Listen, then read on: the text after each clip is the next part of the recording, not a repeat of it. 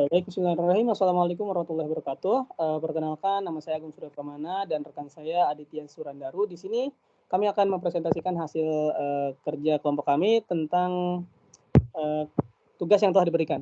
Di sini ada jumlah atribut. Nah, jumlah atribut ini di select atribut. Ini bisa dilihat itu berjumlah sekitar 9 sesuai dengan soalnya. Nah, kita setting pilih aja 9 dari 12 yang telah ditentukan. Jadi di sini kami menggunakan metode Cummins. Alasannya karena ini kan tentang perusahaan ya. Jadi untuk menemukan pola dan tren perusahaan itu Cummins itu cocok banget untuk menganalisisnya. Dan juga untuk manajemen risiko yang kayak gitu-gitu, kebanyakan perusahaan itu menggunakan manajemen finansial menggunakan Cummins. Nah, untuk selanjutnya di sini ada jumlah clustering. Jumlah clustering di sini yang hijau ini. Nah, jumlah clusteringnya itu dia bakalan berjumlah 4. Kami menggunakan 4 di sini. Oke, mungkin langsung aja ya ke bagian penjelasannya aja. Proses yang B. Yang pertama di sini retrieve data. Maksudnya di sini akan kita menangkap atau menggunakan data, mengambil data ya. Nah, yang kedua kita select atribut yang telah dijelaskan tadi. Jadi kita memilih atribut-atribut yang akan digunakan untuk data kita nanti. Nah, yang ketiga, di sini ada generate ID. Nah, generate ID ini gunanya agar nanti di bagian clustering itu akan terbaca. Maksudnya nggak kosong gitu. Nah, kayak gitu contohnya. Nah, itu untuk yang generate ID. Terus selanjutnya ada normalize, maksudnya itu normalisasi. Maksudnya normalisasi data berarti data yang kita ambil dinormalisasikan. Nah, selanjutnya kita clusteringkan nih. Clusteringnya itu tadi ada 4 bagian, mungkin bisa diperlihatkan. Nah, yang ini. Ada clusternya mulai dari indeks 0 sampai ke 3 dengan isi-isi value-nya. Oke, selanjutnya di sini ada performance. Jadi setelah kita melakukan proses-proses sebelumnya, kita uji performanya.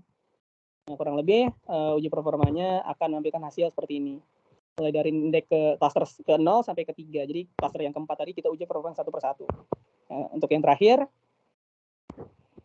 di sini kita coba melihat visualisasinya dari model yang telah kita buat.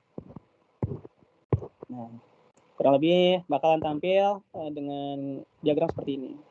Terus selanjutnya akan saya silakan kepada Adit. Silakan. Oke, baik. Jadi di sini saya akan menjelaskan pertanyaan poin untuk C dan D ya. Jadi setelah seperti yang dijelaskan oleh Mas Agung tadi, kita kan hanya memilih atributnya sebanyak 9. Kemudian pertanyaannya, untuk 3 atribut sisanya itu apakah memiliki dampak terhadap atribut lain yang telah kita gunakan sebelumnya.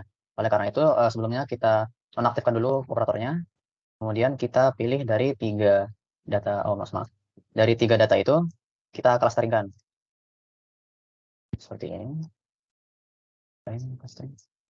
Dan saat kita run, itu untuk di plotnya sendiri terdapat kesamaan di bagian location ya. Jadi di sini untuk location di Switzerland, location Kanada, dan UK, di situ terdapat minat pembelian yang sangat tinggi dibandingkan dari location di Jerman maupun Ireland. Kemudian untuk median recommendation-nya juga di sini terlihat naik turun ya. Oleh karena itu 3 parameter ini sebaiknya tidak digunakan karena akan menimbulkan kerancuan data dari data yang kita gunakan sebelumnya. Kemudian untuk bagian yang D, itu kita memberi nama clustering. Kita gunakan atribut sebelumnya yang tadi. Kita nonaktifkan dulu.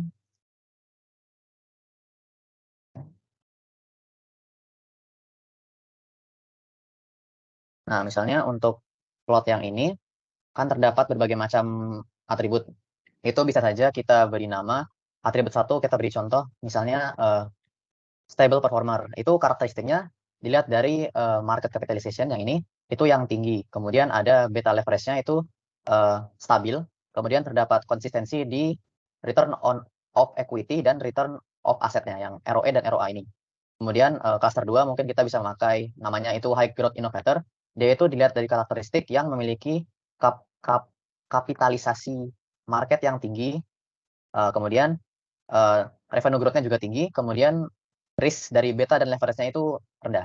Kemudian cluster 3-nya itu kita bisa pakai yang namanya itu value investment, di mana untuk harganya itu rendah, kemudian kapitalisasinya itu sedang, dan yang terakhir financial metric-nya itu stabil. Mungkin sekian presentasi dari kami. Apabila terdapat kesalahan kata yang disengaja maupun tidak sengaja, kami mohon maaf. Sekian dan terima kasih. Wassalamualaikum warahmatullahi wabarakatuh.